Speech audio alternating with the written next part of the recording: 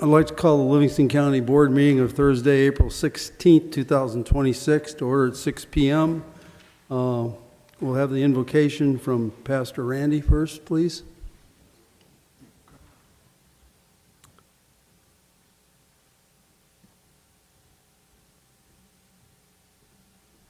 How's it going, ladies and gentlemen? Don't look behind you. It's not as nice out as it looks, but I'm sorry that you have to be inside right now, but thank you for doing that. But let's pray.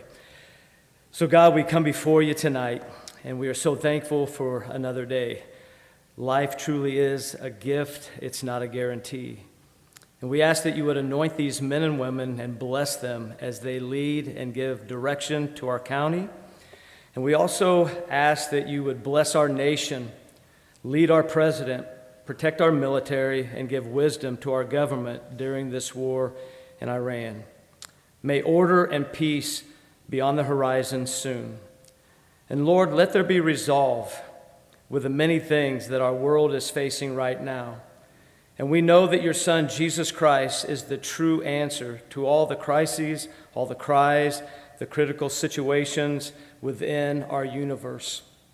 And speaking of our universe, thank you for bringing our astronauts home safely and for a successful voyage of Artemis II. Yet this event shows us how small we really are, but yet how big you have always been. Job 26:7 says that you stretched out the northern sky and hung the earth on nothing.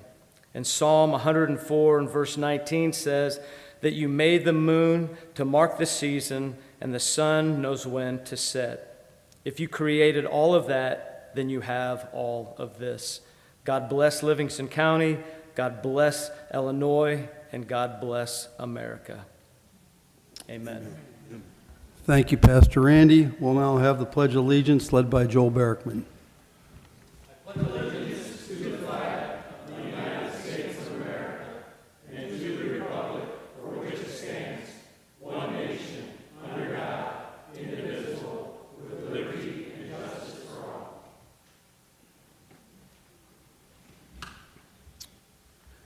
Could we have the roll call, please, Christy? Banker.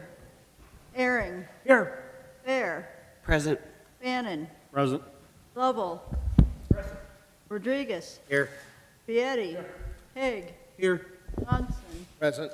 Mays. Here. Barrickman. Here. Ambrose. Here. Blackard. Here. Myers. Here. Welch. Present. Harley. Present. Weller. Ritter. Present. You've got a copy of the agenda before you. I will take a motion to approve in a second. So moved. Motion by Ritter. Second. Second by Fannin. All in favor, signify by saying aye. Aye. Opposed, same sign. Motion carries. You should have a copy of the minutes. I will take a motion to approve the minutes in a second, please. Moved by Ehring. Moved by Blackard, second by Ehring. All in favor, signify by saying aye. Aye. Opposed, same sign. We'll now move to presentations. Tonight we have two presentations. The first one will be a presentation of the Public Health Annual Report. Ms. Erin Fogarty, will you come forward, please? Good evening, everyone. Thank you so much for allowing me to come and present our 2025 annual report for the Livingston County Health Department this evening. On your cover sheet here, you'll notice what our staffing structure is. I just want to make a note that we worked really, really hard this last year to work on efficiency processes, making sure that we're making most effective use of our dollars. And so in that, we've worked really hard through just natural attrition between retirements, different departures that we've had. We've been able to work down our FTEs through this year and reducing our FTEs by 4 full-time positions over this last year through those efficiency processes there. So in FY24, we had 30 full-time employees, and in FY25, we had 26. Turning inward to the second page there, you'll see our TB budget there with a beginning balance on December 1 of 2024 of $66,740. Total revenue was $29,408. Expenditures accounted for $27,133 with remaining balance of $69,015. And looking ahead to the public health tax levy line there, and I should say, before I leave the TB note there, we see very little difference in that. That's a great thing whenever we're looking at that TB budget. And the reason maintaining that TB budget is so important is, should we ever have an active TB case where we would need to isolate that person for an extended period of time, that budget is going to be very, very essential, and we're going to need that healthy budget and reserve there. So we work very hard to make sure that we are safeguarding those dollars should we encounter an emergency in that situation. Looking ahead to the public health tax levy dollars there. When we look at the breakdown of how our tax levy dollars were spent in 2025 here, the majority of that was between environmental health and our senior services. That accounted for 37% of our tax levy expenditures for our programs there. Neither one of those programs have any grant dollars that are attached to those. Those are both fee-for-service programs there. Our environmental health programs are also our core public health programs. So we like to call them our core four. Whenever you look at the core structure of a public health department, in order to be a certified health department, you have to have food, water, waste, and communicable disease. So those environmental health pieces are really important. And then you also see where we have a piece carved out for our CD. That's that communicable disease and emergency preparedness at 9% there. And then some of our maternal and child health expenditures, we were able to reduce that by 5% this year to get to 11%. Looking over at the overall financial report, we had a beginning balance on December 1 of 2024 of $1,775,328.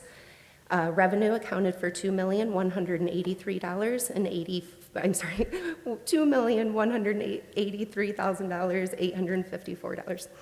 Total expenditures accounted for $2,258,794, with remaining balance on hand at November 30th, 2025 of $1,700,388. Some changes that you'll make note of in that, we did see reductions in our grants this year. I don't think that's probably going to be a surprise to anybody if you've been watching the news at all. We've been fighting for every penny that we can get. So some major changes that we saw was the state eliminated the family case management and the Better Birth Outcomes program. They rolled both of those programs into what is now Better Birth Outcomes Comprehensive. So the difference in that funding cycle between family case management and BBO, we had roughly about $200,000 in grant dollars between those two programs. The elimination of those two programs rolled into Better Birth Outcomes Comprehensive. We saw a reduction down to $60,000 in implementing that. So that's just one change there. Family planning, we also saw about a 50% reduction in our grant funding. I'm happy to report we were able to fight for some additional dollars later on because we were seeing such proficiency in our program. The state reached back out to us as other programs maybe weren't as successful with their dollars being spent there. They reached out to Livingston County, and we were able to secure some additional dollars late in FY26 here. So. Looking at some other changes that we saw here under the contracts and miscellaneous, we've been very diligent about pursuing the highest numbers for our CD returns in that, and so that's where you see a significant increase in the revenue costs there. Some other spots here, I'll make note in personnel, we saw a reduction of our personnel costs of $360,515. and a reduction of our operational costs of $126,128 in that. Again, we've worked really, really hard to see where can we be as efficient as possible and streamline our processes there. So working really hard to safeguard our local tax levy dollars and always making sure that our tax levy is our payer of last resort and making sure that we're actively pursuing as many grant dollars as we can. And then to refer to the back page here, this is an overview of all of the wonderful programs. I'm so proud every year that I get to present this annual report and talk about all of the awesome things that we had going. So some changes that we saw in our programs, again, we saw the removal of family case management and BBO change to Better Birth Outcomes Comprehensive, and we also eliminated our school-based health program for various reasons in that. But we were able to add 3 programs on our own this year. So we added a smoking cessation program in addition to our Illinois Tobacco-Free Communities program. Much thanks to Livingston County Mental Health Board for their support in that program. We expanded our opioid program, and thank you to the opioid abatement funds and the approval from the county board for that. And we were able to bring in our summer Sun Meals program, which was the drive-through meal distribution program. And of that, I just want to pull out some numbers there. We served 494 families. This was a program that we identified about 2.5 weeks prior to us getting this program fully up and running and standing, which I cannot say how proud we are and how much gratitude I have for our team out at the health department for making that happen. So 494 families served. Of that, it was 1,241 children and 67,508 meals that were distributed out of our drive-through facility out at Livingston County Health Department. Thank you all so much. I do want to say I so appreciate the feedback of our county board members, our Board of Health, and the constituents that you all hear from. We regularly, and our constant task is how do we get our services out into our community? And we heard from many people that said having one location for everybody to have to drive through is a barrier for some of our communities, and we certainly recognize that. Last year, we weren't the ones that were the sponsor for that Sun Meals program. It was Ujima, who is an outside entity that came in, and we helped facilitate that program. So this year, I'm very happy to say the Board of Health has approved us to allow to pursue for us to be the sponsors this year so that we are the grant recipients for those dollars. We're the ones that will have the control over how that program is implemented there. The idea being that this year, we'll have it through the drive-through facility. We're going to make as much noise as possible in saying we at least need to take some of these out to some of our rural communities and try to do some of those distribution points. At this time, all of the guidelines come from ISB and USDA, so we have to operate under what their guidance is.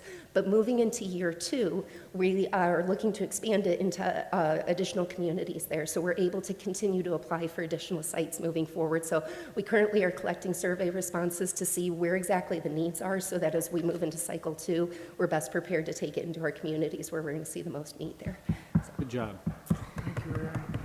And that's all I have for y'all. I'm very, very grateful and very happy to take any questions from you.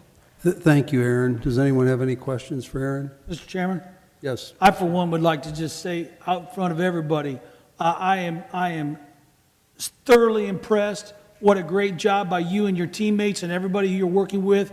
I just am just so excited for all the hard work that you guys have done and everything on here. This is amazing, and I just want to say I appreciate you and what you guys are doing. Thank you so much, Chairman Ryder. Thank you. Thank you. Becca? You talked about surveys that were going out. How are those being distributed? Is there a place that people can go to fill out the surveys for their area? Yeah, so we currently have it widely distributed through our social media mechanisms. We're also distributing through our different coalitions. So a huge point of pride here in Livingston County is we have outstanding coalitions. We do a really good job of not duplicating services here. We dovetail those services, and in doing so, we kind of lean on each other in making distributions like this. And so we've sent it out to our social service coalition, our health and safety coalition, that health and safety coalition being one that we lead in that, child care coalition also being another thing that was started here in FY25, which we've made really awesome progress in that. So those are different mechanisms where we're ensuring that we're trying to reach those most vulnerable community members because they're part of our social service network. They're engaging with those resources that may identify them as having additional needs in that. Folks are also welcome to call out to us so that we can take that information over the phone. We can plug it into the survey that way as well. Perfect. Thank you. Yes. I have Yes, one Mr. Blyer. question, if you don't mind. Please. You reduced your full-time staff from 30 down to 26. Now, I'm pretty sure I know the answer to this question, knowing you as and the way you work, but this isn't just a reduction just to get a reduction, is it? Oh, gosh, no. No, I mean, it's reduction to safeguard our dollars, knowing that we are seeing a reduction in our grant dollars in that. But I also want to make sure that we safeguard the employees that we have there. And so trying to make that happen through natural attrition there. We did have to eliminate one full-time position. That was our front desk position. That was part of moving to that 4-day work week. That was part of the change in that structure in that. Okay, but I was just making sure that you're not shorting yourself on staff to get everything done. Yes, no, I want to make sure that I always tell my staff 37 and a half hours is what you've committed to. if for whatever reason somebody regularly has to go over 37.5 hours, we either need to address it in their workload structure or their time management structure. So we've worked really hard to make sure that while people are there, they're busy and they're staying active, but that nobody's plates are so full that the jobs are unmanageable and the workplace is unhappy. Thank you, I appreciate you. Absolutely, thank you. Yes, go ahead, Joel. I see it says your Director of Health Ed and Marketing is vacant. Are you actively trying to fill that role? Actually, if you don't mind, Jerry Gavin, he's our new Health Education and Marketing Director here with us. Yep. So now Thank you, I appreciate that, Chairman. So you had cut 4 staff. Was that including that? So now you're down 3? No, that did not include that staff. Okay. Yep. Any other questions? Jerry Gavin. Mr. Chairman, is it possible to just hear a few words from him and? Yeah, sure. Jerry, come on forward. Absolutely. He's probably like, who's that guy? If I need to may, send I'm him- going to chat him up while he walks up here. I am very happy to say we don't get a lot of transplants here in Livingston County. And Mr. Gavin here is coming from South Carolina and really kind of all over the country and being a veteran himself. And so we're very happy to have some fresh ideas here. So I'll let you introduce yourself here. Hi, yeah, I'm Jerry Gavin. I am the Health Education and Marketing Director. I've been in Livingston County for 2 months now, 2.5 months, I think. And I've loved every second of it. Everybody here in the community has been welcoming and friendly and engaged. I was out in Cullen today, and the Cullen Women's Group was very engaged, and I love the excitement in the community. And Erin in the health department has done a phenomenal job at setting me up for success. Yeah. Coming. Yeah. Thank you very Yeah, much. thank you. Welcome to Livingston County. Appreciate it. Thank you. Mr. Haig? I was just going to jump ahead real quick and thank you for letting us use the drive-through for our recycle day coming up May 2nd. So Sure. I think that's going to be a really great addition to. Very exciting. Well, no thanks needed. It is, we are grateful for the opportunity to use that drive-through facility. We recognize that the building we rent, the drive-through facility that we're permitted to use are all gifts that were afforded out at Livingston County Health Department. So we're very, very grateful for the opportunity to operate services out of that facility. Thank you. Thank you. Any other questions for Erin? Thank you all so much. Please, if you are ever in our neck of the woods out there, please come out. It's one of our favorite things to do is to give a tour of our facility so that we can walk you through all of these awesome programs and put faces to all of the wonderful team that we have out there. So thank you all. Thank you again. I'll take a motion to approve the annual report from the Health Department. So moved. Moved by Haig, second by Blackard. All in favor, signify by saying aye. Aye. Opposed, same sign. Motion carries. We'll now have the presentation of the Sheriff's Annual Report. Ryan, please come forward.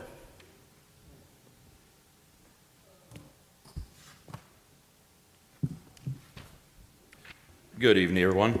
I wish I could be as bubbly and as cheery as Erin, but I don't know that anybody's capable. Prior to the meeting, I provided a synopsis of this year's annual report to everyone. I'll read through that. I apologize for the delay. I wanted to verify a couple of numbers after last month's meeting.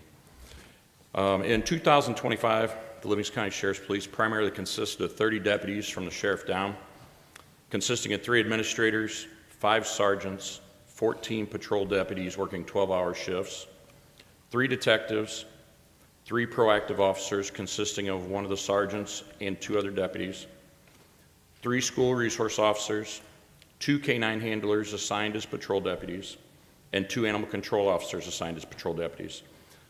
When I wrote this report, we had 2 openings. I'm happy to say those have been filled. The deputies conducted 7,035.25 hours of law enforcement training. Sheriff's Office primarily utilized a fleet of 46 vehicles consisting of 22 patrol vehicles, 3 administrative vehicles, 6 detective vehicles, 3 animal control vehicles, 11 jail transport vehicles, and our 1 P2D2 program vehicle. We spent $149,308.34 in fuel costs at an average of $2.80 a gallon. Sheriff's Office generated $159,648.08 in fees for civil process, town contracts, failure to appear fees, and warrant service fees. Our detective section handled 6 death investigations, 19 sex offenses, 1 shooting, 18 burglaries, 17 theft or fraud cases, 6 child abuse cases, 2 internal affairs investigations, 1 bomb threat, and 6 other miscellaneous major investigations. The detectives also conducted 19 after-hour call-outs, resulting in 13 arrests or arrest warrants last year. The investigators also provided additional training in firearms, taser, high-risk traffic stops, and Gracie survival tactics for the Sheriff's Office. Our proactive unit last year seized 75.96 grams of cocaine, 66.6 grams of heroin, 613.07 grams of methamphetamines, 90 miscellaneous controlled substance pills, 6,019.3 grams of cannabis, 1,862.5 grams of psilocybin mushrooms, 1,329 doses of LSD, 12 firearms, 17 vehicles, $7,268 in U.S. currency. Our proactive unit conducted 18 search warrants, 304 hours of additional training, and our proactive unit made 47 arrests last year. They were able to assist other agencies 22 times. Our Livingston County Jail contains bed space for 188 detainees. We had an average daily population of 149. Livingston County Jail primarily consisted of 3 administrators, 4 corrections sergeants, 20 full-time correctional officers, 2 full-time transport officers, 10 part-time transport officers, 1 sergeant in charge of court security, 3 full-time court security officers, 1 part-time court security officer, and 1 jail administrative assistant. At this time, we have no openings for the correctional officers to Livingston County Jail, which is a great feeling. We don't get to say that very often. We have multiple of our employees are varying stages of their training, which they're not all released to work on their own yet, but at least we're making headway. The Livingston County Jail total budget is $4,626,331. The jail generated $3,658,670.98 for a difference of $96,660.02. Livingston County Jail booked in 1,002 males last year, 279 females. Of those, 983 were Livingston County detainees, 298 were out-of-county detainees. Total last year, we had 61,957 detainee jail days. The Sheriff's Office court security at the courthouse screened 23,353 persons entering the Law and Justice Center at an average of about 94 and a half a day. They transported 767 detainees from the Law and Justice Center to the Public Safety Complex for an average of 3.1 a day. Our court security arrested 126 people, averaging about 1 every other day. The Sheriff's Office Animal Control processed 232 dogs at the kennel. 86 of those were returned to the owner. 25 were transferred to a rescue or the Humane Society. 13 were adopted out. Unfortunately, 33 had to be euthanized, and 5 remained in the kennel at the end of the year. The Animal Control registered 3,404 dogs last year, 1,352 cats. Our Animal Control generated $65,436 with $50,879 in expenses for a difference of $14,577. There were 158 dog at large calls last year, 91 dog bite calls, and 17 animal well-being checks. We were also able to issue 29 vouchers for low-cost spay and neuter. And in a nutshell, that's last year. Any questions for the sheriff? Mr. Chairman, just like as previous, I can tell you that I've spent some time over at the department with sheriff and on many occasions, and been able to work alongside the deputies, especially with my class. And I can tell you that it is without a doubt the operation that's going on there is amazing. And Sheriff, I just want to say thank you on both sides, not only with your department, but also with the jail. Thank you so much for everything that's going on there, and everybody's working there. Appreciate those guys a lot. Thank you. Any other questions? Dan? Yes, sir.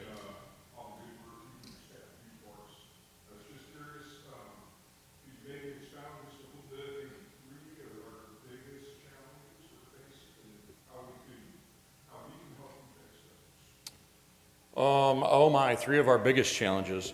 There is a constant issue with illicit drugs in the communities. Our proactive unit works very hard. They stay quite busy.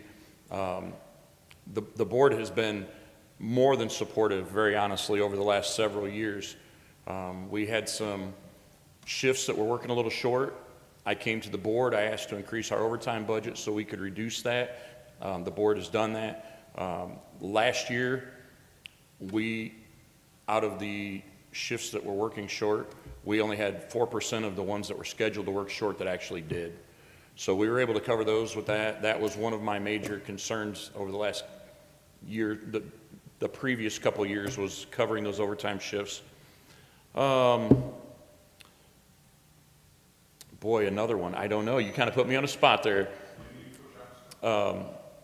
I don't know that I have anything off the top of my head. Our proactive unit's doing a good job of taking out a lot of the drugs that are being sold in our community. And I think that we're covering our shifts pretty good. Our towns seem to be pretty happy when I meet with them. So I think things are going very well as a whole. So I'm quite happy. Thank you. Any other questions for Sheriff Baum? Thank you all. Thank you, Sheriff. And seeing none, I'll take a motion to approve his annual report in a second. Second. Motion by Weller, second by Ritter. All in favor signify by saying aye. Aye. Opposed, same. Motion carries. We'll move to the consent agenda. We have two things on the consent agenda. We have approval of the bills and we have some appointments. I won't read all the names, but we have appointments to Livingston County Housing Authority, Mental Health Board 708, Mental Health Board 377, and the Reading Fire Protection District. I would like to take a motion to approve the consent agenda in a second. So moved. So moved by Fannin. Second. Second by Lovell. We'll have a roll call, please, Christie. Manker. Herring. Yes. Fair. Yes. Fannin. Yes. Lovell. Yes. Rodriguez. Yes. Vietti. Haig. Yes. Monson. Yes. Mays. Yes. Barrickman. Yes. Ambrose. Yes. Blackard. Yes. Myers. Yes. Welch. Yes. Carly. Yes. Weller. And Ritter. Yes. We'll now move to the action agenda, committee reports. We'll start with the Highway Committee. Steve Lovell, Chair. Thank you, Mr. Chairman. We've got 5 items tonight, A, B, C, D, and E. We're going to do A, C, D, and E as one unit, and item B will be an agreement on Illinois Generation Road Use Agreement. We will treat that separately. So, Clay, you've got the floor. Good evening. So the first item that we're going to look at is the agreement for the federal participation for County Highway 16, or the Kangley Road, from Illinois 17 to Livingston-LaSalle County line, approximately 3 miles. This includes a resolution for matching tax funds. This is our federal aid project for the year. So that is the first one. That agreement spells out the federal share. There's $760,000 that is being committed from federal funds. State funds are state matching assistance is $150,000, which leaves a local share of $40,000 for a total of $950,000 for that agreement. I'll Are jump- are there any questions on that item? Okay, go ahead, Clay. I'll jump to C if it's okay and come back to B since we're doing that one. And that way you're going through the ones that you're going to make the motion on first. Is that okay? Okay.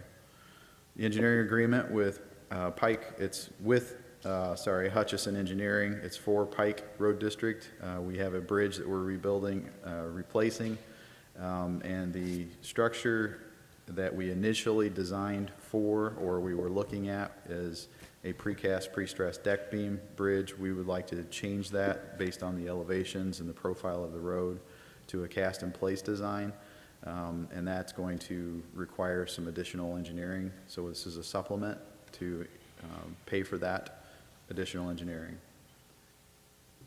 Any questions on that item? Okay, Clay. Item D is the resolution. This is for the old airport road, County Highway 11. We brought an engineering agreement last month, and I had thought we had already passed a resolution appropriating money for the design and construction of this. And looking back, it was something that got pulled from the agenda previously, so we needed to pass this month. The amount of that resolution, I believe, was $600,000. Just to verify that real quick. Yes, $600,000 out of matching tax funds. Any questions on that?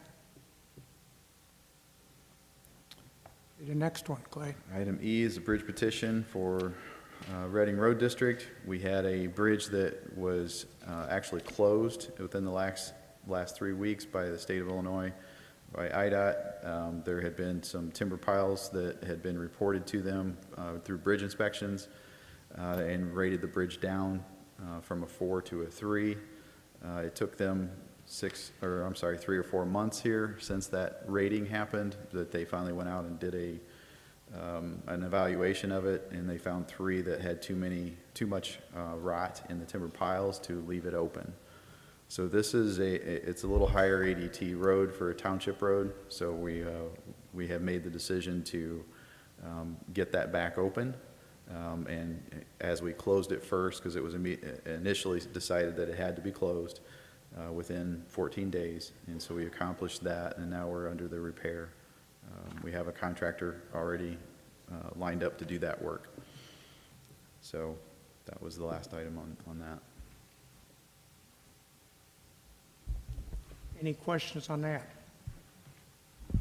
Move to approve A, C, D, and E. I'll second that. Who was that? Blackard and Ritter.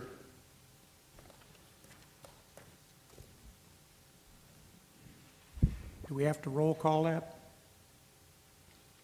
Okay, roll call, Yes. please. Okay, and that's for A, C, D, and E. Correct. Airing, Yes. Fair, Yes. Bannon, Yes. Lovell, Yes. Rodriguez. Piety. Egg. Monson, Yes. Mays, Yes. Merrickman, Yes. Ambrose. Blackard, Yes. Myers, Yes. Welch, Yes. Carly, Yes. Weller, Yes. and Ritter. Yes.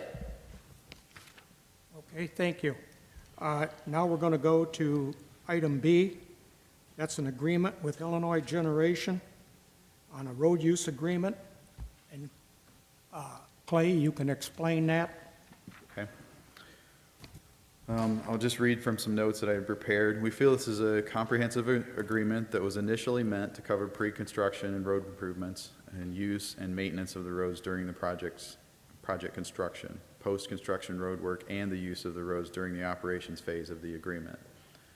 It became, as of in the last few months, an agreement to pay us to make the necessary road improvements after Heritage Prairie has built all, and I'm using Heritage Prairie, I'll use that occasionally. I should say Illinois Generation, but that's what they started out as, has built all of their towers and become operational.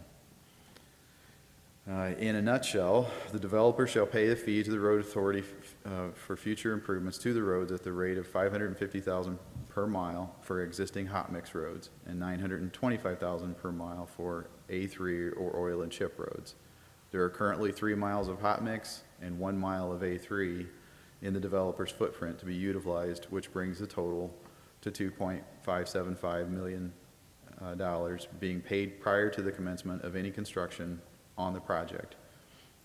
And we've been referring to this as a buyout payment.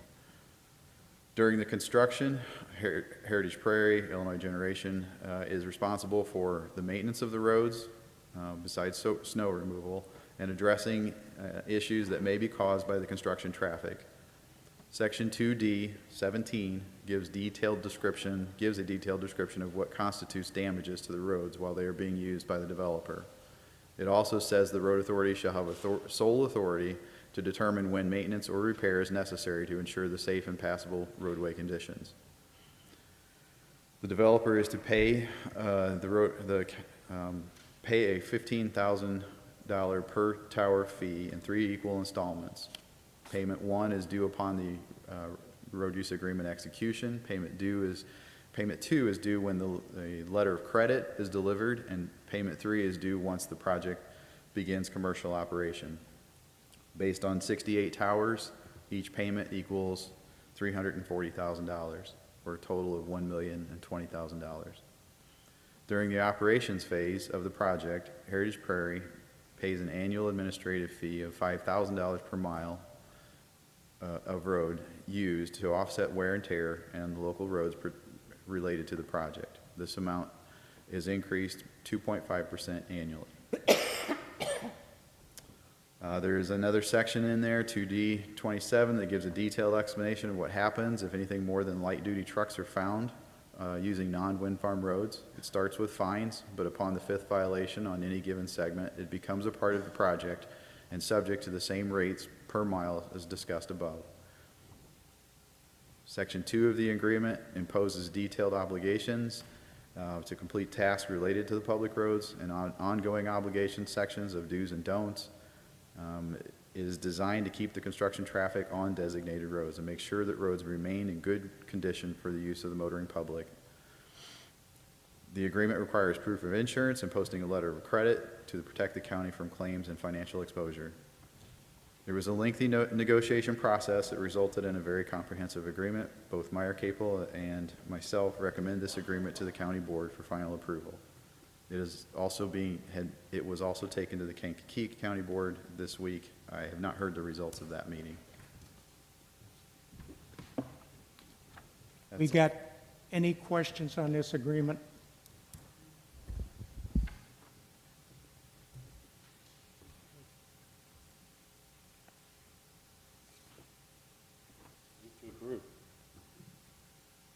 I'd like to make a motion to approve.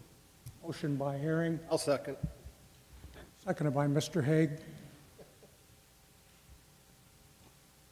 Let's do a roll call vote. Herring, Yes. Fair, Yes.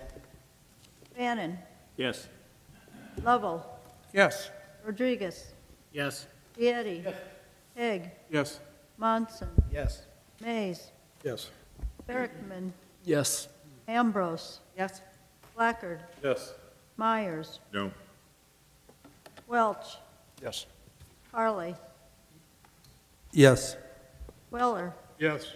Ritter. Yes.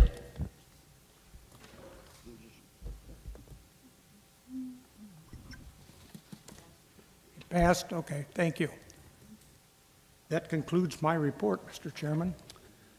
Thank you, Chairman Lovell. We'll now move to the Ag and Zoning Committee. Mike Hague, Chair. The Ag and Zoning Committee met Monday, April 6th. We have 2 resolutions approving decommissioning agreements tonight. The first one is approving the decommissioning agreement for Panther Grove 2. It has been followed up with by Andrew Kite, and everything is met with his approval at this point. Is there any questions or concerns on that? I'll make a motion. Motion by Mr. Ritter, second by Mr. Weller. Any further comment? Not? Roll call, please. Herring, Yes. Fair, Yes. Bannon, Yes. Lovell, Yes. Rodriguez, Yes. Getty, Yes. Haig, Yes. Monson, Yes. Mays, Yes. Uh, Perrickman, Yes. Ambrose. Yes. Blackard, Yes. Myers, Yes. Welch, Yes. Carly, Yes. Weller, Yes. and Ritter. Yes. Okay, resolution passed. Item B is approval of the decommissioning agreement with North Creek Solar. And if you went through that, I didn't look at the new one, but they took their battery storage out of that, but the rest of that should be there. Are there any questions on that one? What was Kite's thoughts on this one? As far as I know, he's, We did not have Mr. Kite review this one. It's pretty standard based off of what we've done with the other solar agreements. There isn't anything unusual about this one. Thank you, Elena. any other questions? Motion to approve by Aaron.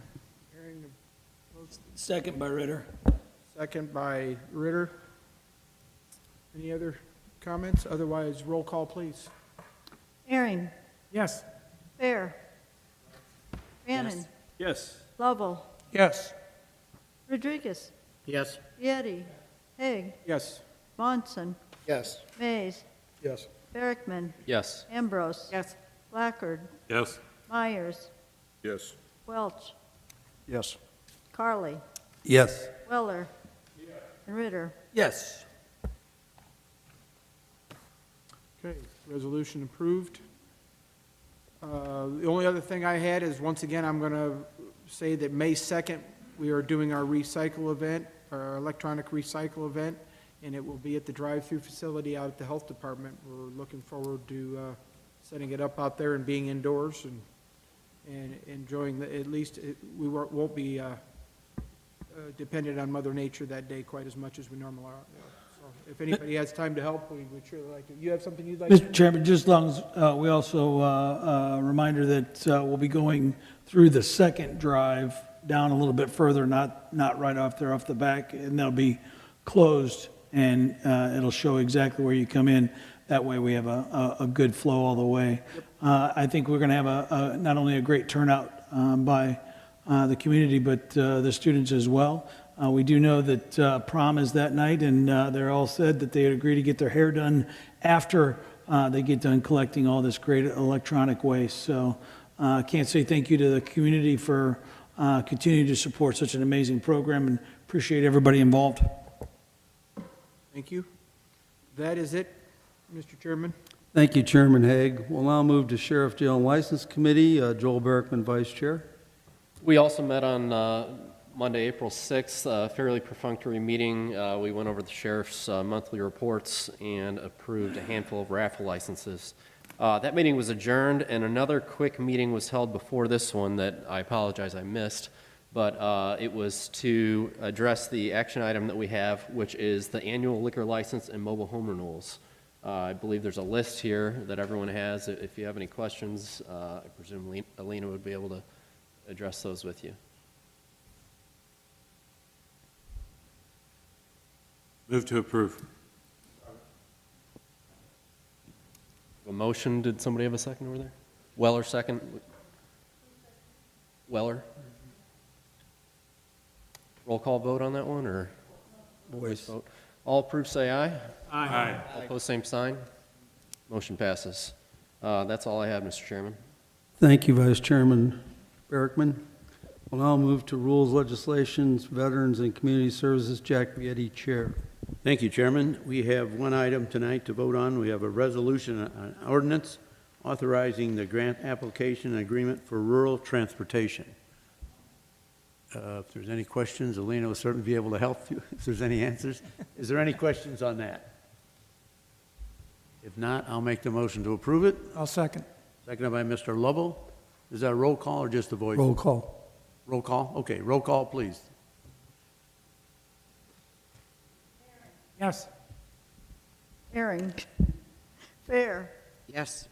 Bannon, Yes. Lovell, Yes. Rodriguez, Yes. Vieri, Yes. Egg, Yes. Monson, Yes. Mays, Yes. Berkman, Ambrose, Yes. Blackard, Yes.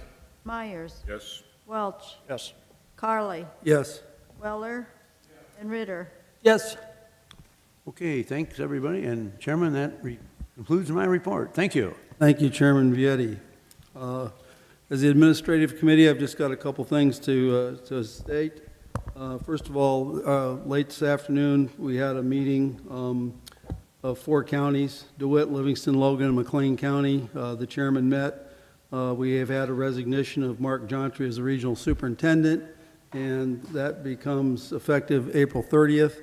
So we had to appoint a new regional superintendent.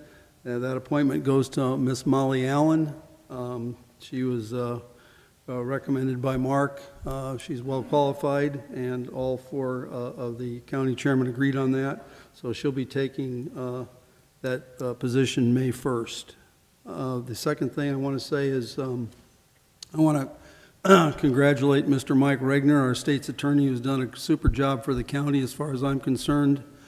He has now been appointed a judge, so he's going to take that judgeship, and we're in the process of accepting applications for a new state's attorney. That I think goes till April 27th, those applications, I believe. We're open till then. And then the following week, I will be doing, myself, Vice Chairman Lovell, and board member Mr. Ritter, so a person from each district will be doing interviews for the number of applicants we have. After those interviews, we will make a decision. I think that will be announced at the Administrative Committee the week before the board meeting, and then that person will be named, and if anybody has any questions or anything like that, that they want to get in contact with them, we'll give you that information so you can do that ahead of the board meeting, the week ahead of the board meeting. Last thing I have is I want to wish a one-day belated very happy birthday to Christy Mashing. So I just want to...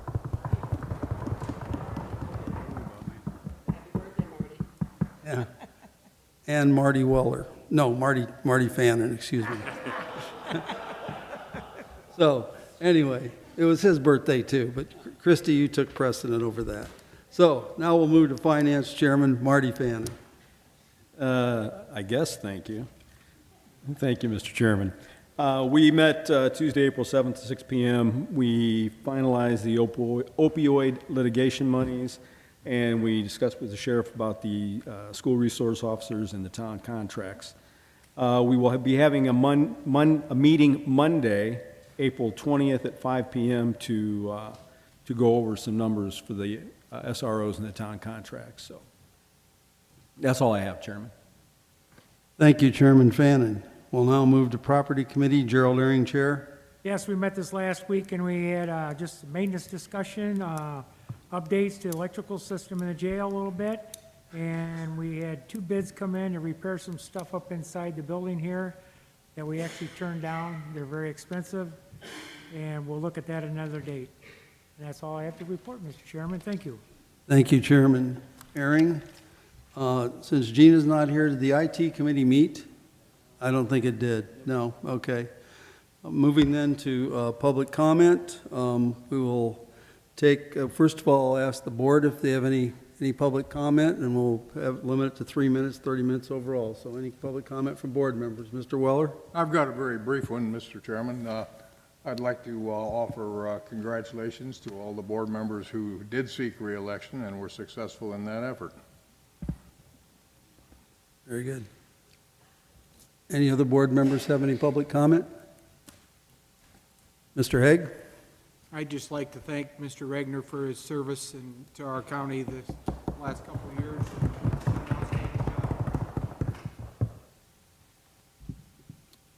Well deserved. Okay, in that case, we'll turn to the general public. And if you have any public comment, please just come forward and state your name.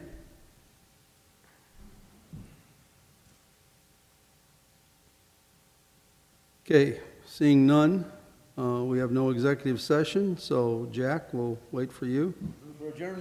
I'll second that.